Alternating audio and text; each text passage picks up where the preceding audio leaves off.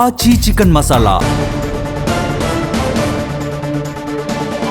రాహుల్ గాంధీ వ్యాఖ్యలకి BJP counter ఇచ్చింది. రాహుల్ వ్యాఖ్యలు హిందూ దేవుళ్ళని అవమానించేలా ఉన్నాయన్నారు. చెడుని అంతం చేసిన రాముడు, కృష్ణుడు, విష్ణు అవతారాలే అని గుర్తు చేశారు. ఇతర మతాల దేవుళ్లతో కాంగ్రెస్ ని పోల్చుకోవాలని రాహుల్ కి సూచించారు. దీనిపై మరింత సమాచారం మా సీనియర్ కరెస్పాండెంట్ విద్యాసాగర్ అందిస్తారు. తెలంగాణ పర్యటనలో వికారాబాద్ వచ్చినటువంటి రాహుల్ గాంధీ చేసిన వ్యాఖ్యల మీద స్పందించేందుకు మనతో పాటు బీజేపీ రాష్ట్ర అధ్యక్షులు రామచంద్రరావు గారు ఉన్నారు.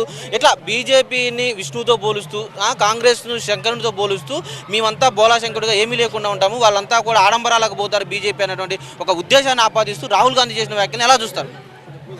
ఇది హిందూ మతాన్ని, హిందూ ధర్మాన్ని, హిందూ దేవుళ్ళని అవమానపరిచినట్టు.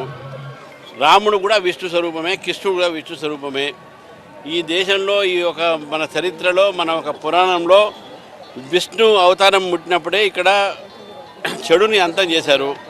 కృష్ణుడు కంసుడిని చంపాడు, రాముడు రావణాసుడిని చంపాడు.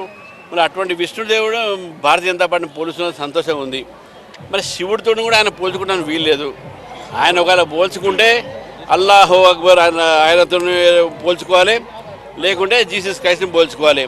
ఆయనకు శివుడితో కూడా కాంగ్రెస్ పార్టీ పోల్చుకోవడానికి అవసరం లేదు. శివుడితో పోల్చుకునేది ఎవరు అంటే ఒక ఆదిశక్తి ఉన్నవాడు, శక్తుల మహిళలు. ఆ మహిళలకు 30% రిజర్వేషన్ ఇస్తుంది బీజేపీ. కాబట్టి బీజేపీనే శివుడు, బీజేపీనే విష్ణు, బీజేపీనే మహేష. రాహుల్ గాంధీ గారికి హైదరాబాద్ కానీ తెలంగాణ కానీ రావడానికి నైతిక హక్కు లేదు. నీ ప్రభుత్వాన్ని మందలించాలి, కానీ వచ్చి 1000 కోట్ల కలెక్షన్ కోసం వస్తే ఎట్లయితుంది?